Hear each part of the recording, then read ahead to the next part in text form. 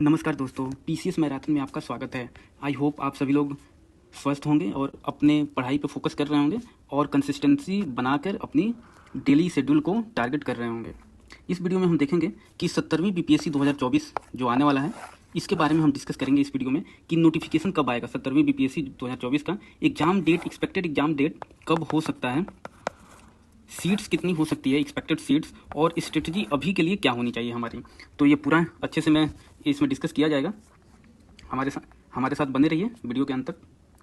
सबसे पहले हम बात करते हैं नोटिफिकेशन पे, विज्ञापन पे कि विज्ञापन कब आएगा। तो ये मान के चलिए कि सितंबर के, अब तो सितंबर आ गया है, फर्स्ट वीक चल रहा है, ये सेकंड वीक में आ जाएगा। सितंबर के सेकंड वीक में ये नोटिफिकेशन विज्ञापन आपको देखने को मिलेगा और ये कंफर्म है, सेकंड वीक से ज़्यादा लेट नहीं होगा। सेकंड वीक में आपको ये नोटिफिकेशन विज्ञापन बीपीएससी का देखने को पक्का मिलेगा।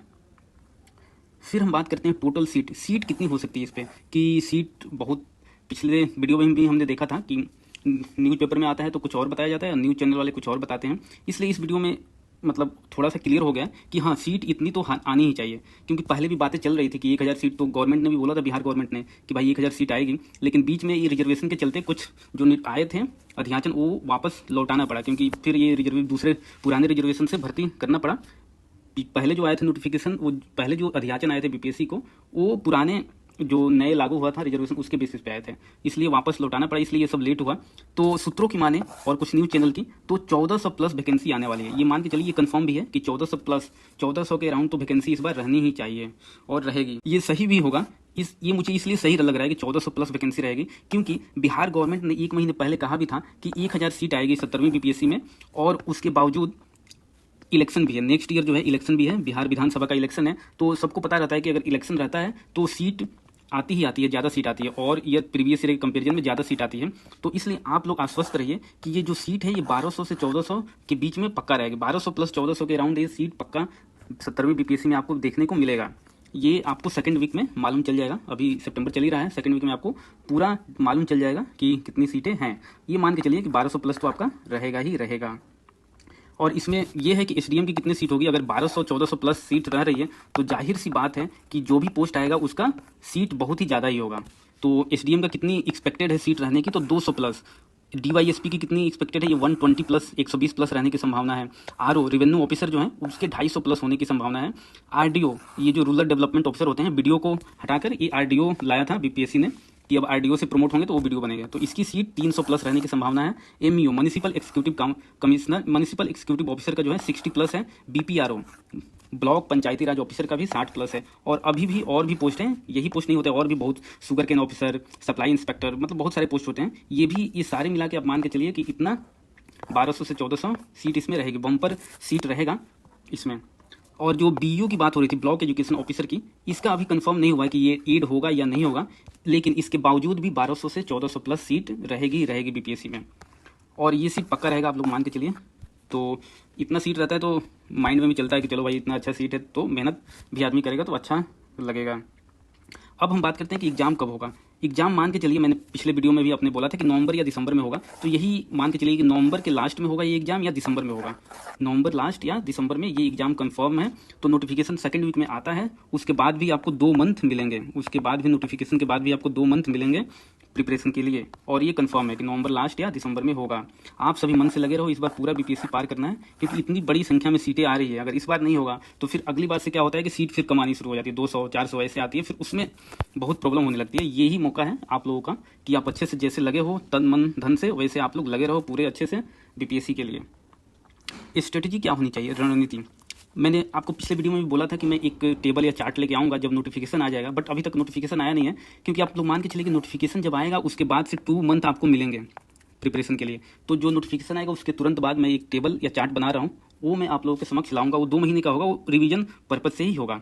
तो आप सभी, मेरा मानना है कि आप सभी अभी तक सिलेबस को 2-3 बार पढ़ चुके होंगे। मैंने बोला भी था कि रिवीजन करते रहिए, जितना बार रिवीजन होगा उतना आपका कॉन्फिडेंस बढ़ता जाएगा और एग्जाम में कन्फ्यूजन नहीं होगा।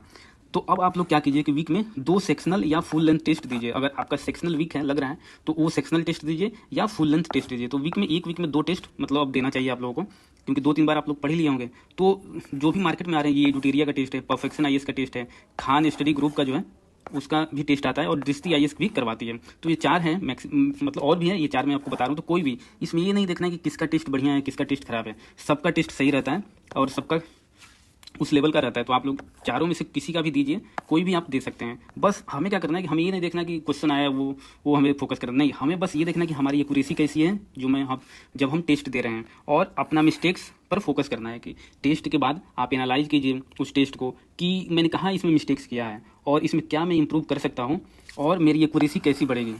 बस हमें ये नहीं टॉप नहीं करना है, कोई भी टेस्ट दे रहे हैं इसमें टॉप नहीं करना है। यहाँ पे टॉप कीजिएगा, वहाँ पे मालूम चले एग्जाम में कि गड़बड़ हो गया। इसलिए हमें बस एक्यूरेसी देखना है और जो मिस्टेक्स हो रहा है उसको सुधारना है, बस ये हमें 2 काम करने हैं। और मैं बार बार बोलता हूँ कि जो भी टेस्ट दीजिए उसको 2 राउंड में कीजिए, 2 बार में कीजिए। तो इससे क्या होगा, आपका एक्यूरेसी भी बढ़ेगा, आपका मिस्टेक्स जो हो रहा है वो कुछ इंप्रूव भी होगा। तो टेस्ट के बाद एनालिसिस कीजिए कि कहाँ मिस्टेक्स हुआ और कहाँ सुधार सकता हूँ। कि मान लीजिए अगर कोई क्वेश्चन गलत हो रहा है, आपने पढ़ा है और बहुत अच्छे से पढ़ा है और गलत हो गया, तो फिर क्या कीजिए कि उस टॉपिक को दोबारा आप रिवाइज कीजिए, दोबारा पढ़िए उस टॉपिक को। या कोई सब्जेक्ट आपका वीक लग रहा है तो उस पर फोकस कीजिए, उसको दोबारा से पढ़िए।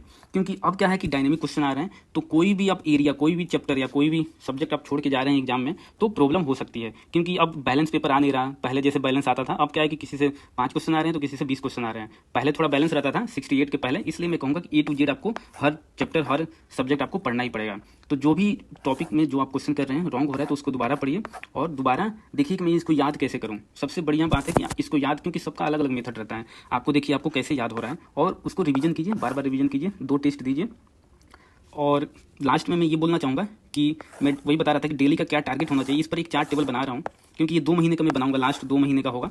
और आप देख भी सकते हैं कि नोटिफिकेशन आएगा, उसके 2 महीने बाद एग्जाम हो सकता है। तो इसलिए मैं जब ये चार्ट बना लूँगा, ये डेली बेसिस पे होगा कि क्या हमें पढ़ना चाहिए। और इसमें ये होगा कि जो भी सब्जेक्ट है उसको 2 से 3 बार, 2 महीने में 2 से 3 बार मैं ऐसे रखूँ कि उसको वो रिवाइज हो जाए। क्योंकि लास्ट के 2 महीने में कोई भी टॉपिक और सब्जेक्ट 2 से 3 बार रिवाइज हो जाता है तो एग्जाम में वो कन्फ्यूजन नहीं क्रिएट करेगा, वो आपको मार्क्स बढ़ाने में मदद करेगा। क्योंकि लास्ट 2 महीने का इसलिए मैं अभी ला नहीं रहा हूँ, जब नोटिफिकेशन आएगा जाएगा तो ये मैं ले आऊँगा आपका डेली बेसिस पे 70वीं बीपीएससी के लिए टारगेट। तो आप लोग यही कीजिए, टेस्ट दीजिए और जो भी गलतियाँ हो रही है उसको सुधारिए, रिवीजन कीजिए और जो वीक है सब्जेक्ट उस पर ध्यान दीजिए। क्योंकि कोई भी सब्जेक्ट छोड़ना मतलब प्रॉब्लम हो सकती है। कंसिस्टेंसी बनाए रखिए, 8-9 घंटा पढ़ते रहिए। 24 घंटा होता है, 8-9 घंटा किसी दिन हो गया, किसी दिन 6 घंटे हो गए, कोई बात नहीं, लेकिन पढ़ते रहिए। और जो सब्जेक्ट टॉपिक वीक है उस पर थोड़ा ज़्यादा फोकस कीजिए और हफ्ते में 2 टेस्ट दिया कीजिए। ये लिख लीजिए कि 2 टेस्ट आपको देना है तो देना है, और एग्जाम मोड में देना है टेस्ट, एग्जाम मोड में टेस्ट देना है 2 घंटे पूरे बैठ के। तो ये मेरे पास इन्फॉर्मेशन था और स्ट्रेटजी जो बताया हूँ उसको फॉलो कीजिए, पक्का आपका मार्क्स बढ़ेगा और जो भी एरिया वीक है वो भी स्ट्रॉन्ग होगा। तो चलिए मिलते हैं नेक्स्ट वीडियो में, तब तक के लिए नमस्कार।